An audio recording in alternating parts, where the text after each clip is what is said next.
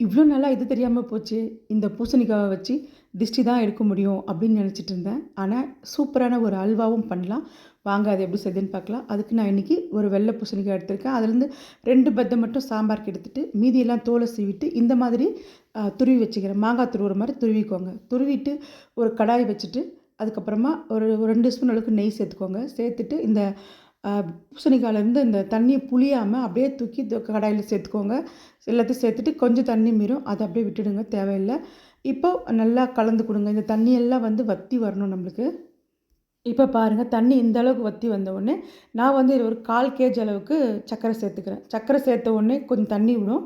பரவாயில்ல அப்போ இன்னும் கொஞ்சம் நல்லா வெந்து வரும். நம்மளுக்கு சீக்கிரம் வெந்துடும். இது மாங்காய் மாரி துருவுற மாரி துருவிட்டோம் இல்லையா? அதனால சீக்கிரம் வெந்து வந்துடும். சூப்பராகவும் டேஸ்ட்டாக இருக்கும். அதே மாரி செய்யறதும் ரொம்ப ரொம்ப ஈஸி. பூசணிக்காவை எடுத்தியா, தோலை சீவி துருவினியா, கடாயில் போட்டியா, நெய் இல்லாமல் ரொம்ப செலவு கிடையாது. நல்லாவும் இருக்கும், டேஸ்ட்டாகவும் இருக்குது. அதுக்கு கொஞ்சமாக வந்து குங்குமப்பூவோ இல்லை ஃபுட் கலர் சேர்த்துக்கோங்க. நான் வந்து ஃபுட் கலர் தான் சேர்த்துக்கிறேன். அப்புறம் 4 ஏலக்காவை பொடி பண்ணி சேர்க்குறேன். நல்லா தண்ணி கொஞ்சம் வற்றி வரட்டும்.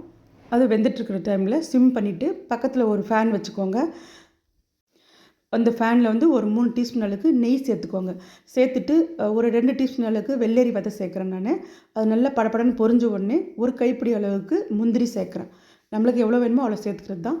முந்திரி சேர்த்துட்டு நல்லா கோல்டன் ப்ரௌன் ஆகட்டும்.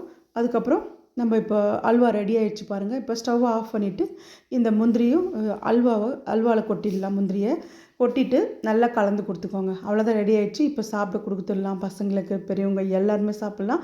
அவ்வளோ டேஸ்டியாகவும் சூப்பராகவும் இருக்கும். உடம்புக்கும் எந்த விதமான கெடுதலும் இருக்காது. நம்ம கடையில் வாங்கி கொடுக்குறத விட நம்ம கையாலே செஞ்சு கொடுத்தா அது வந்து நல்லா இருந்துச்சோ இல்லையோ, அம்மா கையால் கொடுக்குறது குழந்தைங்களுக்கு வந்து ரொம்பவே பிடிக்கும். அவங்க வயசானா கூட அது வந்து ஞாபகத்தில் இருக்கும். அதனால் முடிஞ்ச வரைக்கும் நம்ம வீட்டிலே அதனால் நான் இன்றைக்கி இந்த பூசணிக்காய் அல்வாவை வீட்டிலே ட்ரை பண்ணி ஃபஸ்ட் டைம் ட்ரை பண்ணதில் அவ்வளோ அல்டிமேட்டாக சூப்பர் டேஸ்ட்டில் வந்துருச்சு. நீங்களும் இதே மாதிரி மறக்காமல் செஞ்சு பாருங்கள்.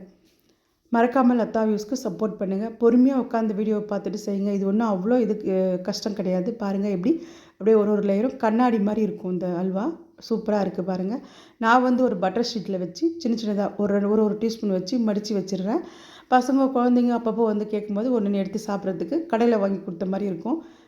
இந்த மாதிரி இல்லை வாழை இலையில் வச்சு கூட நம்ம மடித்து கொடுக்கலாம். இன்னும் சூப்பராக இருக்கும். இப்போ வந்து நம்மளுக்கு ரிவ்யூ கொடுக்கறதுக்காக இந்த அல்வாவை பற்றி நித்திஷா சொல்ல போகிறாங்க. சொல்லுங்க பாப்பா. இந்த அல்வா சூப்பராக இருந்துச்சு. நீங்களும் டைம் பண்ணி பாருங்கள் கண்டிப்பாக.